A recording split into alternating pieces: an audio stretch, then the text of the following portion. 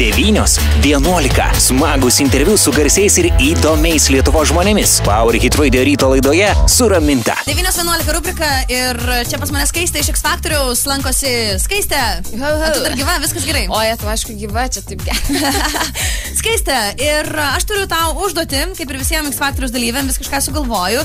Ir kažkaip man ta paskutinė užduotis, kurią sugalvojau ir kurią darė net ne vienas X Factoriaus dalyvis, man žiauriai patinka. Jau, įdomu. Ir todėl, kad ta užduotis labai puikiai atspindi, kaip X Factoriaus dalyviai sugeba išsisukti iš tam tikrų situacijų. Ir vis dėlto X Factorius yra dainų konkursas. Ir dainuoti čia reikia mokėti, ne tik tai, ką jūs išmokstat, žodžiu, ir pasiruošėt, bet ir tai, ką kartais visai netyčia gaunat. Žodžiu, šiandien kaip tik Žmonių žurnale skaičiau apie Džordaną Butkutę labai ilgą straipsnį. Ten, o jos, žinok, naują albumą, neišleidžia ten visų ir dalykų. Jo. Sveikinam. Tai kažkaip pagalvojau, kodėlgi ne Džordana ir jos kūrinys.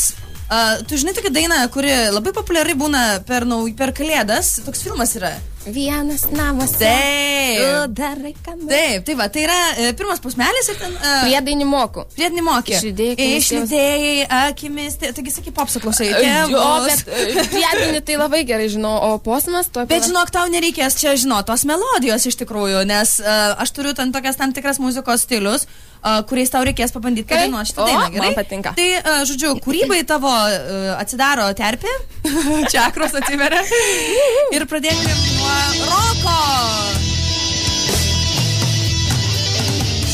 Išlydėjai akimis tėvus, noris pamiršti viską ir laisvėm pajust, tau sunku buvo iki šiol. Noris numest sunkia grandinę naštos. Čia dar grojimas.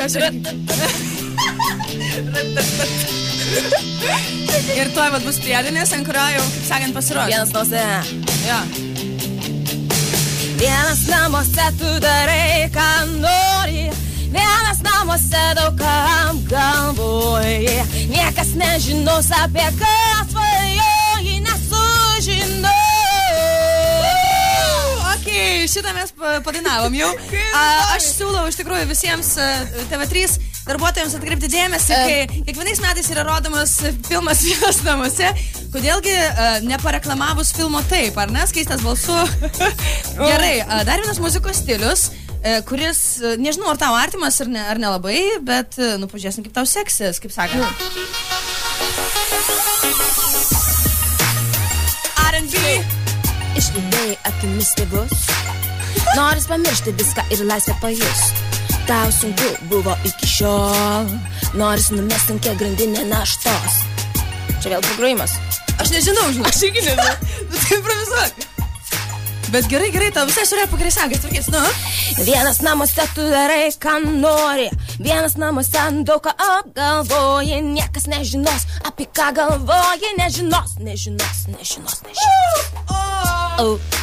Ir nežinos. Vienas namuose tu darai, ką nori. Viską apgalvoji.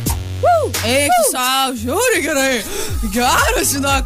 Ta prasme, reikėtų apsvarstyti tave kokią repo grupę pasiimti.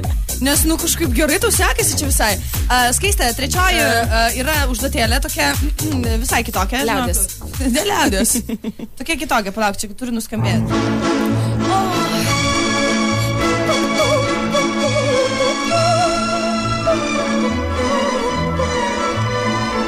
Išlydėjai akimis tėvus, noris pamiršti viską ir laisvę pajust. Tau sunku buvo iki šiol, noris numest sunkia grandinę naštos.